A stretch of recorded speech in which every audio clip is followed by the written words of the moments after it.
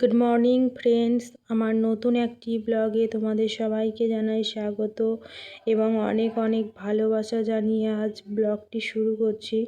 তোমরা সবাই কেমন আছো? আশা করছি তোমরা সবাই অনেক ভালো আছো। আমরাও খুব ভালো আছি। দেখো, সকাল সকাল উঠে পড়েছি। উঠে আগে বিছানাটা ঠিক করে নিচ্ছি। বিছানাটা গুছিয়ে নিয়ে তারপরে বাকি কাজগুলো করব। তো বিছানাটা আজকে না পুরো বিছানাটা সামনের দিকে এগিয়ে এসেছিলো, কারণ কি বলো তো, মাহি থাকে খুব দুষ্টুমি করে।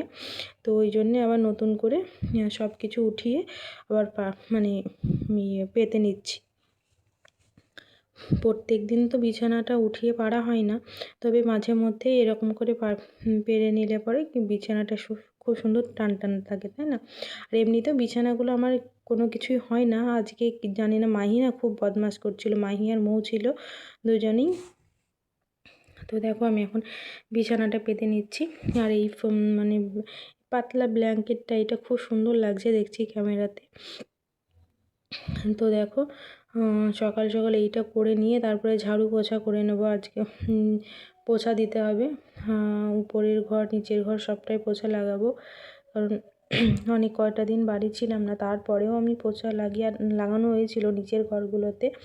যেদিন এসেছিলাম তারপরের দিনকে তোমার উপরের ঘরে কিছুই করা হয়নি, নিচের ঘরটা করেছিলাম। আর কি বলো তো, অনেকগুলো ঘর হয়ে যায় তো, আর প্রত্যেকটা দিন একা হাতে বলো, তোমাদের দাদাভাই হেল্প করে দেয়, তাই বলে এই ঝাড়ু পোছাগুলো তো আমি করি, তাই না বলো? আর ও প্রত্যেকটা দিন তোমাদের দাদাভাই না থাকলে আমাকে যে কতটা সমস্যা হয় কি বলবো তোমাদের।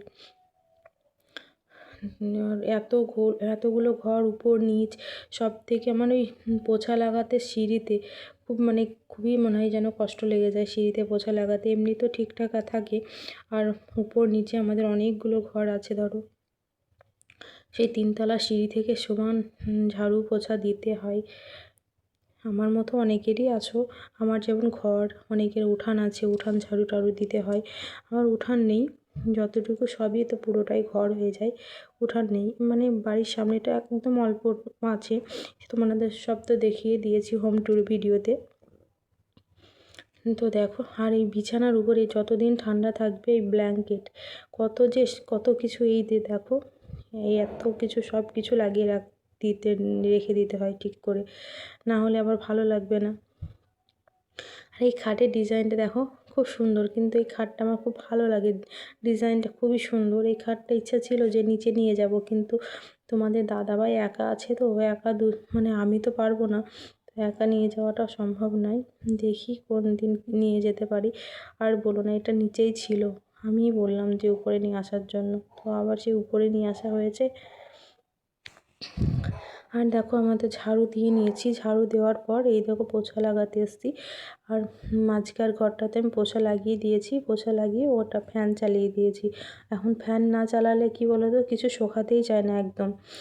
উপর নিচ আমার জানালাটা খোলা আছে, ঘরের জানালাগুলো খুলে দিয়েছি, বাইরের যে জানালাগুলো খুলিনি, ধুলো আসবে বলে খুলে দিইনি।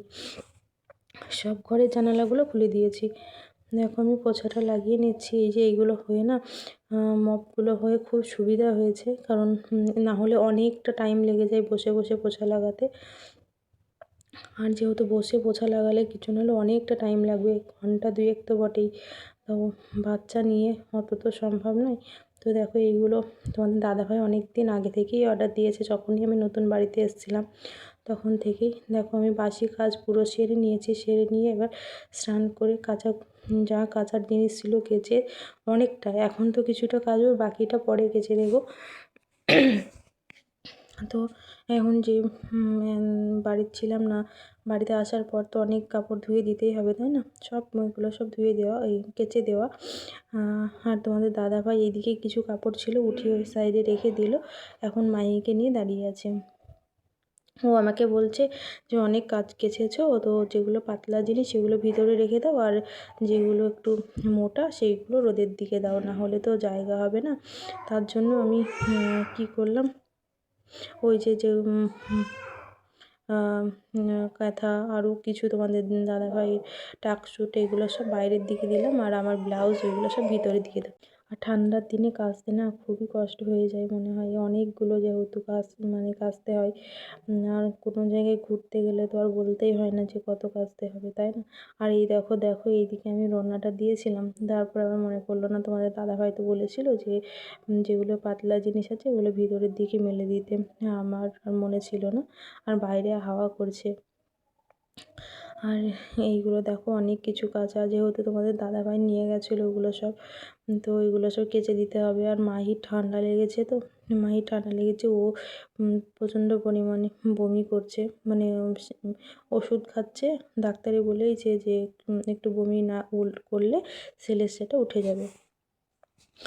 তার চেয়ে ওরও ঠান্ডা লেগেছে। বাড়িতে গেছিলাম না, ওখান থেকে একটু ঘুরতে গেছিলাম, মাহির আধার কার্ড গেছিলাম, আরও বৌদিদের বাড়িতে গেছিলাম। আর যেহেতু ও বাইরে থেকে বাড়ি হয় না, আমার সব সময়ই ঘরেই থাকে, ওই জন্য একটু ঠান্ডা লেগে গেছে। আর নাহলে মাহির ঠান্ডা খুবই কমই লাগে না বললেই চলে, ঘরের মধ্যে থাকে, ওই জন্য। এই দেখো আপাতত এখনকার এইটুকু কাচা হয়েছে, বাকিটা আবার পরে কেচে দেবো। চলো, তোমাদের দাদাভাই মাছ নিয়ে এসেছে, বাড়ির সামনে দিয়ে মাছ বিক্রি করতে এসেছিলো, তো নিয়েছি। এটা ডার্কি মাছ বলে, আর এইটা কাতলা মাছ ছিল, নিয়ে ধুয়ে এখন রেখেছি। কিন্তু ওই ছোটো মাছগুলো আজকে করব না, আর ওই কাতলা মাছটা আজকে করব। বাড়ি থেকে শাক নিয়ে এসেছিলাম, তোমরা দেখেছো মটরের শাকগুলো আমি আর বৌদি তুলেছিলাম, তো নিয়ে এসেছি। তো মটরের শাক ভাজা করব আজকে। আর এই সাইডে দেখো ভাতটা বসিয়ে দিয়েছি, একদিকে ভাত বসিয়ে দিয়েছি, আর এইদিকে আর কি বলো তো, সবজি টবজি কেটে নিয়ে রান্না বান্না করতে অনেকটাই লেট হয়ে যাবে আজকে। কারণ কি, আজ ওই যে ছোটো ছোটো মাছগুলো অনেক টাইম লেগে ধুতে, প্রচুর টাইম লেগে যায়, অনেকটা টাইম লেগেছিলো। এই দেখো এখন আমি শাকটা ভেজে নিয়েছি, শাকটা ভাজা হয়ে গেলে তারপরে আমি মাছগুলো ভেজে নিয়ে বাকি রান্নাটা সেরে নেব। শাক আর মৌ স্কুলে চলে গেছে, সকালে খাবার হয়েছে, সকালে খাবার খেয়ে স্কুলে চলে গেছে। আর ও আস্তে আস্তে প্রায় 3:45 বেজে যাবে, ও আসার পরে আমরা সবাই খাওয়া দাওয়া করবো। আর আমার রান্না হতেই আজকে তোমার 3টের কাছাকাছি বেজে গেছিলো। আজকে অনেকটা টাইম লেগে গেছিলো, কারণ কী বলো তো, অনেক কাপড় ধোয়া ছিল, ঘর ঝাড়ু পোছা এগুলো তো থাকে না, আবার মাহি আছে, তো অনেকটা টাইম লেগে গেছিলো। তাই এদিকে দেখো মাছগুলো সব ভেজে নিয়েছি। আর একটু ভালো করে না ভাজলে মনে হয় যেন কাঁচা কাঁচা আছে, ভালো লাগে না, কেমন গন্ধ করে। তাই আমি এমনিতে মাছ শুধু মোটা মাছটা, মানে রুই কাতলা ছাড়া আমি কোনো মাছ খাই না। আর ওই যে টার্কি মাছটা আর পুঁটি মাছ, এই দুটো মাছ, মানে এই 4টে মাছ খাই, বাকি মাছগুলো কিছুই খাই না, রুই কাতলা আর টার্কি পুঁটি। দেখো ফুলকপি আলু দিয়ে মাছের ঝোল করব। আর এই সবজিগুলো আজকে তোমাদের দাদাভাই কেটে দিয়েছিল, সব সবজি কেটে দিয়েছিল, আর আমি এদিকে রান্না করছি। আর ও বাইরে বসে বসে কেটে দিচ্ছিলো, যেহেতু মাহি ঘুমিয়েছিল, তো খাটে শুয়েছিল বলে ও ঘরের সামনেই বসেছিল, দিয়ে ওখানে কেটে দিচ্ছিলো, আমি রান্না করছিলাম, যদি উঠে পড়ে আর উঠে খাটে থেকে নামতে যাবে, ওই জন্য দাঁড়িয়ে ওখানে বসে বসে কেটে দিচ্ছিল। আর এই দেখো আমি ফুলকপি আলু দিয়ে মাছের ঝোলটা এদিকে প্রায় হয়েই গেছে, এটা নামিয়ে নেব।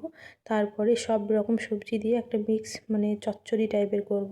মাছের মাথাটা আছে, যেহেতু মাছের মাথা দিয়ে চচ্চড়ি খেতে না খুব ভালো লাগে, আমরা সবাই পছন্দ করি, আমি, তোমাদের দাদাভাই, মৌ খায় না বলে মানে ভুল হবে, ও খায়, সব কিছুই খায়।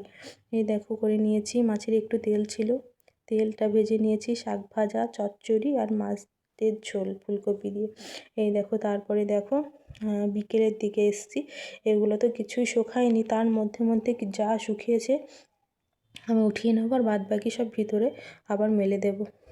আবার রাতে দেখো রাতে এসেছি, দুধ ছিল, আর তোমাদের দাদাভাই গোবিন্দভোগ চাল নিয়ে এসেছিলো, তো গোবিন্দভোগ চালের এখন পায়েস বানাবো। আর বাড়ি থেকে আমি নলেন গুড় নিয়ে এসেছি, পায়েস বানাবো। এই দেখো, তো চলো, তোমাদের আমার ভিডিওগুলো যদি ভালো লাগে লাইক কমেন্ট শেয়ার করে দিও, অবশ্যই পাশে থেকো, তোমরা পাশে না থাকলে আমার কিছুই সম্ভব না, আমি সামনের দিকে এগোতে পারবো না। তবুও আমাকে যথেষ্ট তোমরা ভালোবাসা দিচ্ছ, এইভাবেই ভালোবাসা দিও।